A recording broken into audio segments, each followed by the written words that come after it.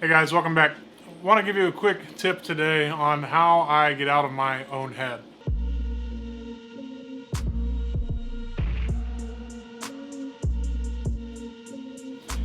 It's really easy when you're starting something new or even on something that you've been doing for a long time, that when it's time to perform, when it's time to make it happen, you just get stuck in your head.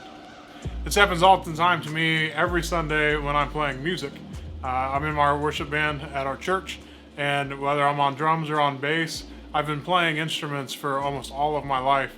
But there's always those butterflies that you get when it's time to play in front of people. So one of the things that I adapted a long time ago was that I make a mistake on purpose, and I make it early to get it out of the way. In the first four measures, I do something wrong on purpose just to get past the mental block.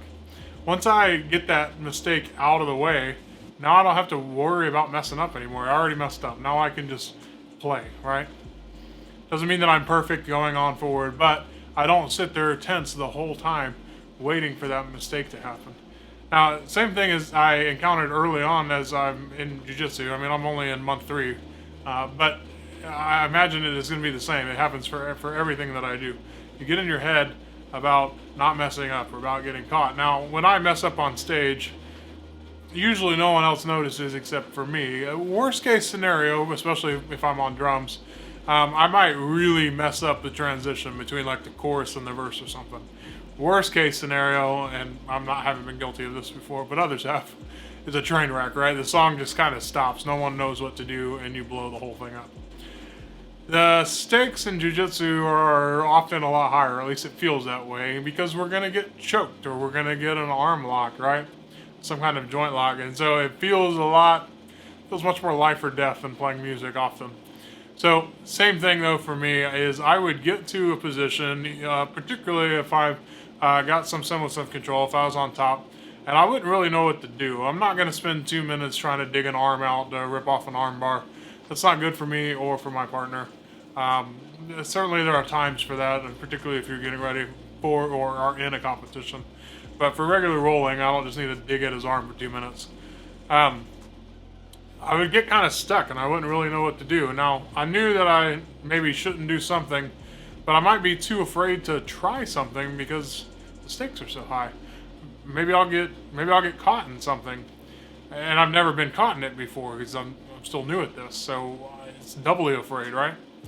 What I started doing was making a mistake, putting my arm where it shouldn't go, putting my hips in the wrong spot, taking some of my pressure off, moving a little too slow between positions, not necessarily, I guess, what people would call flow rolling, but really leaving the door open, particularly for my white belt training partners.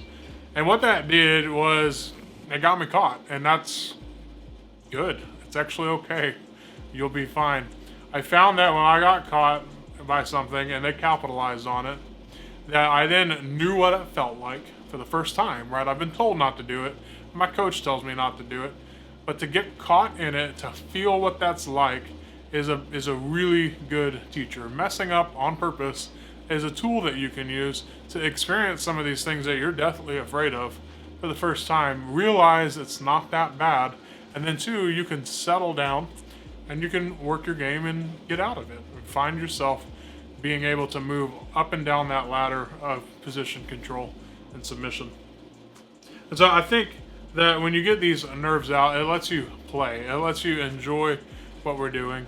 It lets you jump back in to why you're there in the first place. But if you just sit in control for 3 minutes, 5 minutes, however long your rounds are, it's not doing anyone any good.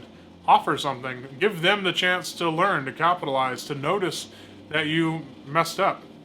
Let them see that, and then be able to react to them. It's not just about survival, it's survival and learning. And so this is one of the best ways that I found to be able to learn. So next time you get into rolling, and even on the bottom, right? If they're on top of you but they're not moving, you've got your T-Rex arms, you're stopping them, and you'll just stay there in the ball. Or, on purpose, let them get an underhook. See what happens if they notice it. See if they capitalize on it. You don't have to give them a whole stinking armbar, but give them an underhook and see what they do with it. Maybe it opens up an opportunity for you if they respond the wrong way. You never know. But if you just sit there in a ball, yeah, you survive. But are you actually getting better? Are you actually training the way that you feel? Are you actually training the way your partner feels? Are you learning that muscle memory and experiencing what those things are like? But also, you can remember and now feel when your coach says, don't do this. Now you have both. Not just a warning, but an experience. So play around with that. I hope it's helpful. It really helped me break out of my shell of being just survival, protecting myself, being the big guy, all of that. I hope that's helpful. I'll see you guys next time. Thanks.